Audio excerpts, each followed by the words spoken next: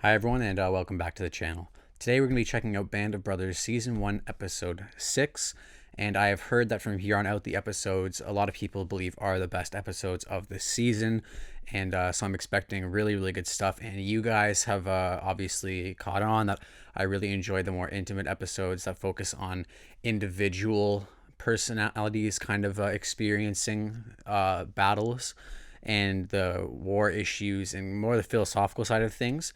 Don't get me wrong, the Breckort Manor and the D-Day episode and the kind of battle scenario episodes are very cool as well. But they don't speak to me as much on an emotional level. So you guys have said that you think I'll really enjoy these next few episodes. So I'm expecting really emotional things, and that's really good and really exciting. So I really look forward to checking them out. And the full length this is up on Patreon, of course, and I'm filming these all on a Thursday. So I'm going to upload all of these over the next 7 days. So by the end of this, you guys are going to be getting the finale weeks in advance for Band of Brothers. We have 5 episodes left. So yeah, 2 weeks and 2.5 weeks essentially. So you guys are going to be getting all the episodes a week in advance than most other people. So if you want to check that out, enjoy the Patreon. And then on Saturday evening, we have Saving Private Ryan reaction, and that's going to be out on Friday evening on the Patreon, full-length commentaries of which you'll need your own copies to watch along with, because ever since my channel hit 1,000 subscribers, YouTube has been much more poignant and really particular about my copyright issues. So I can't include any music anymore because they struck my last video for it, and for the boys reaction video they hit that immediately, and I had to crop in a ton. So I have to be a bit more particular about how I edit these videos, so I apologize in advance for that if the visual style changes, something you're not too much of a fan of. But I hope you can understand that as the channel grows and YouTube allows me to monetize the channel, there's going to be a bit more scrutiny on my content. So work with me please as I figure that out. So without further ado, let's get into Band of Brothers Season 1 Episode 6. Fog was in, they couldn't resupply us. Every time they tried to drop supplies into us, they missed us and dropped them to the Germans. Oh. Even today, a real cold night, first thing I'll say is I'm glad I'm not in Bastogne.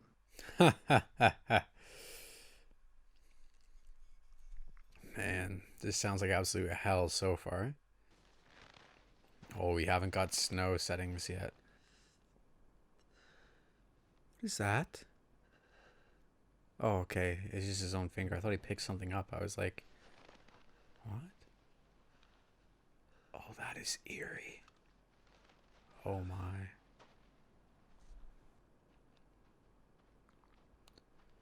And that dead cold of winter sound design.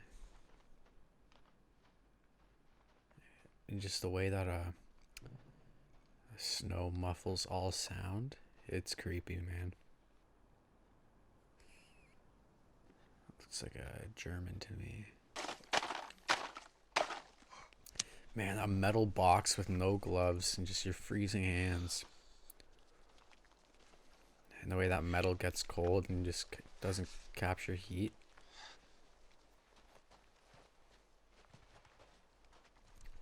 The sound design in this episode is already absolutely phenomenal. Like some of the best in the series so far. Good morning, Captain Exit. You got anything to add for General McCauley? In fact, I tried to find my way up to 3rd Battalion looking for supplies, but lost my way. A really great element of this is that when they made this, Damian Lewis wasn't a star, and there's all almost no-name actors at the time, other than Jimmy Fallon, who was known from like SNL or whatever. But they're using actors who are not huge names so we can connect with them more as a person. We don't see like, oh, there's Brad Pitt, there's George Clooney, or like whoever. We just see the character. I need scissors. Oh, what a technique. Helmet on the burner. Very interesting.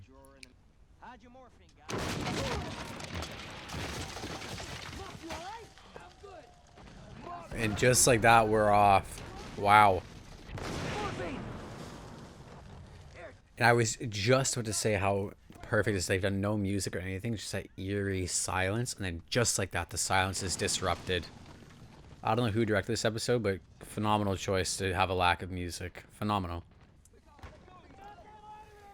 Did these helmets have chin straps? How did they stay on?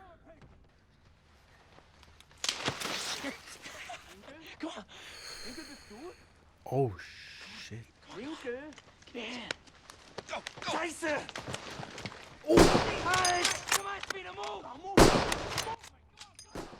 I can't. Why didn't they just shoot down on top of that guy? Or do they not have weapons? Okay. Oh my god. I don't know. Maybe I missed that, but it just dropped right down on top of a German, like right on top of him. This is a very like crazy set piece and a really interesting scenery going on here. Oh, ever in good spirits, these soldiers, no matter what. I guess you. I mean, what can you do? You're just gonna be miserable the whole time, even though you're in a downright miserable situation. What else can you do, right? Just be shit and pissed off all the time, or just make the most of it? Hey. Hey. I feel like the foxhole must be like a tad warm, like the only source of warmth, because it just keeps your body heat in there, and must be like a paradise compared to out there. A paradise in the lightest of terms. I just mean a place you can sit down without wind flying by and snow falling down on you. My stuff. Oh, come on, Doc. What, you got a drugstore in here? This medic is a hero, man. He is doing the Lord's work in this episode. Business. Thank you, Bastogne. Yeah, well, that's why you gotta move around, you know, so you don't get transferred. Should I take my boots off? All you gotta do is just loosen them up. One time in a Remembrance Day dance for high school, because I was in the dance program, I made a Just drink joke lots of water. about... Water? It's pissing that hurts. Shut it. Shut the hell up. I was thinking they shouldn't be singing. Anyway, one time I made a joke about getting trench foot, and a girl got really mad at me, and she was like, "Don't joke about trench foot." And I was like, wasn't trench foot eradicated like 100 years ago? But I guess not 100 years ago, because it happened in World War II.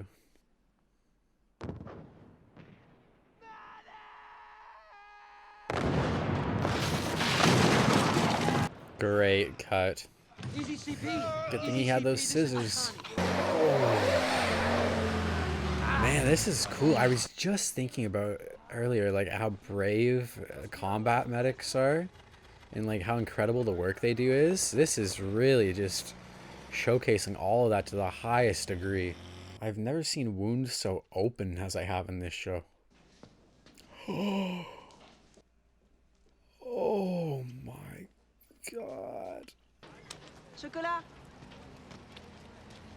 Pour vous. Je vois, je vois, je vois, je vois. Perhaps a little amour between those two. You can tell I'm a bilingual. Oh my god, what a cutaway. Oh my god, you can see the bone in the windpipe or whatever that is. Oh no, that is rough. Oh, his neck is just open. Oh, to be left like that. Imagine the emotions he must be.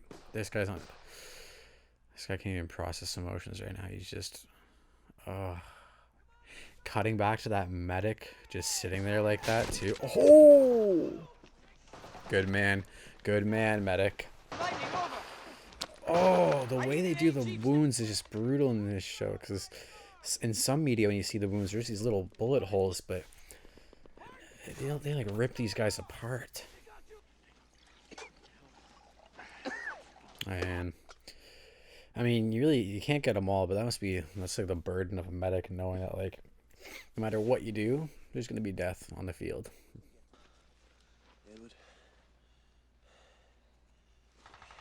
I mean, with me, it doesn't really matter, but I mean, even if, I was a straight guy, like,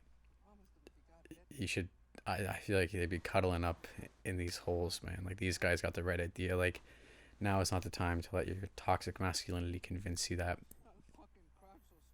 you shouldn't be warming up. Like, it's gonna cost lives. Snap of a finger. Just like that, you're a medic. I had enough plan, doctor.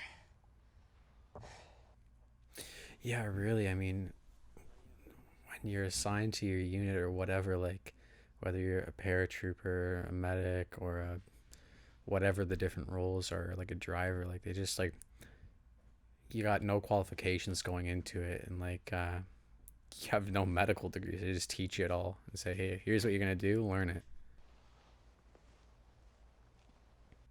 Man, and the makeup team just drenching them in that white makeup. That is so good. Look at that, the fog is cleared. It is a little more clear out. The fellas are hyped. That's a sick shot. That is a lovely shot. Oh shit, they were not drop supply planes at all. This is a damn dogfight. C-47s. That is a beautiful shot. Very cool. Wow.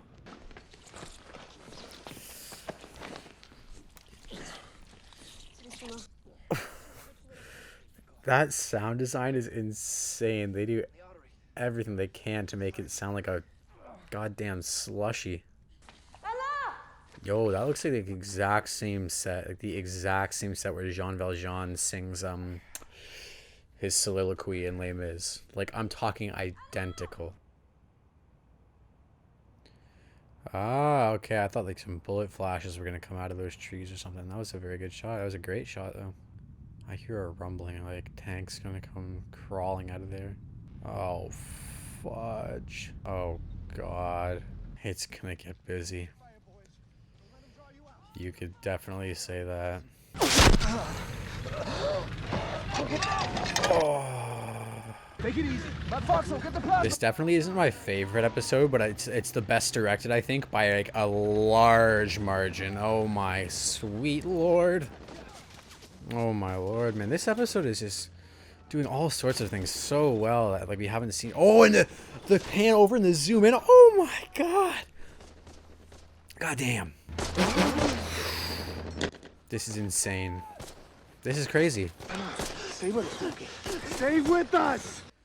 Dude, just imagine how many, like, without the efforts and like legendary acts of these combat medics, just imagine like people's grandparents would have never made it out of the war, and you know, all of these guys who got to go home with their family because of this like insanely brave work from the combat medics.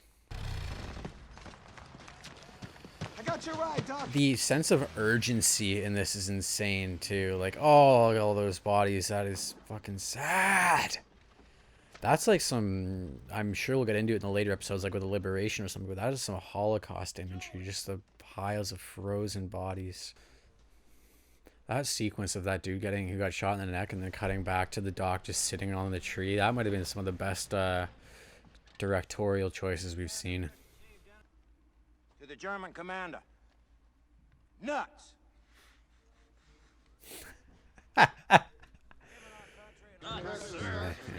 Nuts. What a line. What a line. But it's not funny for this combat medic who has seen the troubles of war.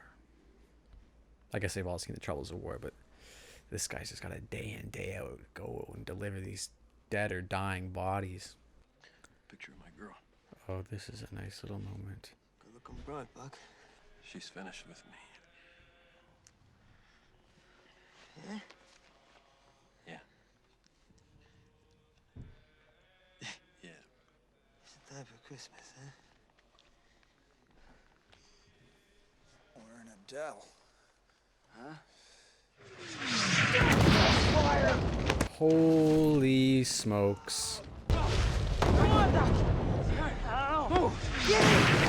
Like, I can't even blame the medic at this point. It's like, there are no breaks in war, but at some point your mind just can't take anymore, but you gotta... Those Jeeps are always bang on the money too, though. What does that mark to say that he just got morphine, or he needs to get amputated, or what does that mark mean? Oh, for my lord. That is scary. Holy smokes. This medic just cannot catch 2 seconds of silence. Oh, not the hospital, man. This is like apocalypse level stuff going on. Literally, like end of the world. I mean, it literally must have felt like the end of the world to the people of this area. Dude, if they hit that hospital, it's all over. Right when he stopped in that doorway, I knew it was coming. Get your ass out here! This guy doesn't even get a second to just, like, take anything in. It's just medic here, medic there, and that's just his duty, so he's got to do it, but he didn't ask for this shit, man. And the guy even said, like, you know, he's not a doctor. Well, not this guy, but the other guy said, you know, we're just playing doctor, and this guy's got no medical degree, no nothing. He just is doing his duty. He might be the biggest legend we've seen out of everyone so far.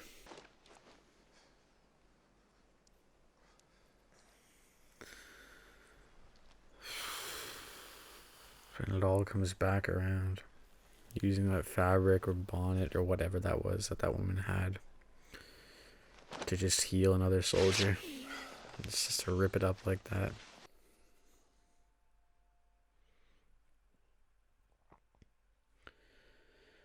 I tell you, man, this show knows the perfect time when to use music and when not to use music.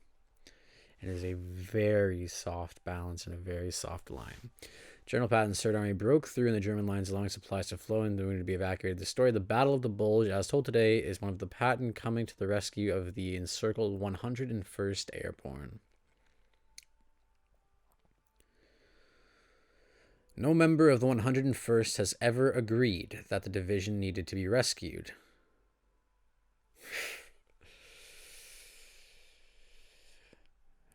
Knowing Easy Company, they probably could have pulled a few tricks out of their sleeve. Ah.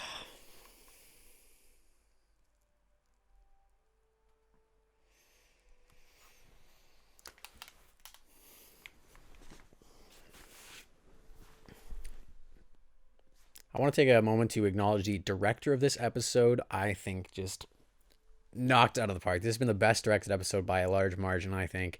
Every choice made was perfect. The cinematography is pretty darn good too.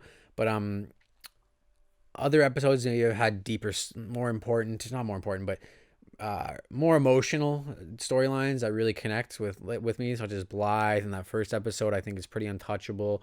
And that scene with Winters on the train, but so much of this episode was just the lack of music was perfectly done. They nailed the sound design of the muffled snow and the distant noises. It's hard to get that right because that's such a specific noise, the muffled snow, and just the contrasting beauty of the ice white snow with the red blood. Is everything they did was the right choice. And this really showed a highlight to kind of the unsung heroes of World War II, because when we think of like legendary heroes of war, we think of, you know, like, even especially in modern days, like American Sniper, like the guy got the longest snipe, like 2.5 kilometers away, or like whatever. Like that's all great and all, like that the guy managed to pull off a very hard shot and stuff like that. But nothing would be possible without these combat medics. And you know, people would be without brothers and sisters and mothers and fathers and stuff like that if it wasn't for combat medics.